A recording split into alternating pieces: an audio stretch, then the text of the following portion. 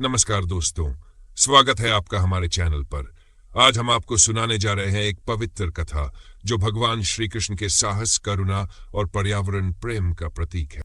ये कथा गोवर्धन पूजा की है, जिसे दिवाली के अगले दिन मनाया जाता है। आइए हम आपको ले चलते हैं प्राचीन गोकुल की ओर, जहां ये दिव्य घटना घटित हुई थी। मुख्य कथा बहुत समय पहले की बात है। गोकुल नाम के एक छोटे से गांव में लोग अपनी सादगी और श्रद्धा के लिए जाने जाते थे।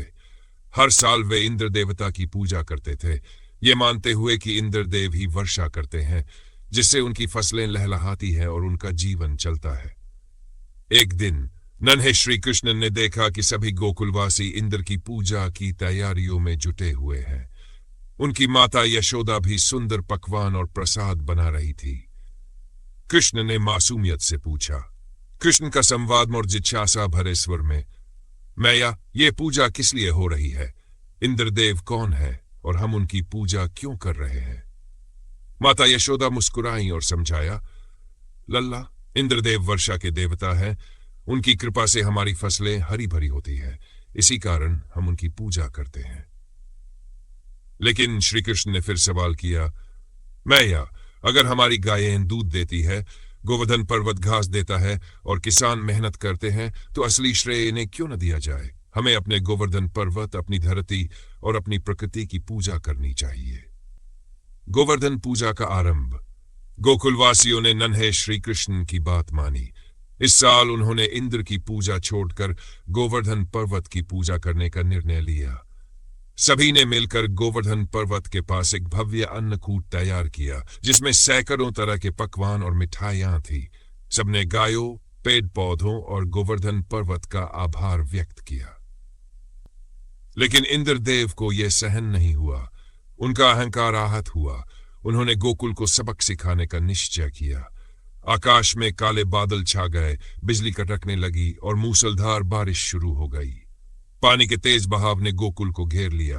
गोकुलवासी भयभीत हो गए और मदद के लिए श्री कृष्ण की शरण में पहुंचे। गोकुलवासियों का संवाद रहा, ये बारिश तो हमारे गांव को बहा ले जाएगी, हमें बचाओ नंदला। गोवर्धन पर्वत का उत्थान। श्री कृष्ण मुस्कुराए और बोले, डरने की जरूरत नहीं है, आप सबकी रक्षा का भार अब मुझ पर है। ये कहते हुए उन्होंने अपनी छोटी उंगली पर विशाल गोवर्धन पर्वत को उठा लिया। पूरा गोकुल उस पर्वत के नीचे इकट्ठा हो गया। 7 दिनों तक बारिश होती रही, लेकिन गोकुलवासी सुरक्षित रहे। जब इंद्र ने यह देखा तो उन्हें अपनी गलती का एहसास हुआ। उन्होंने अपने घमंड पर शर्मिंदा होकर श्री कृष्ण के चरणों में झुककर माफी मांगी। हे कृष्ण, आप केवल एक बालक नहीं, बल्कि साक्षात ईश्वर हैं। मैंने अपने अहंकार में गोकुलवासियों को सताने की भूल की, कृपया मुझे क्षमा करें।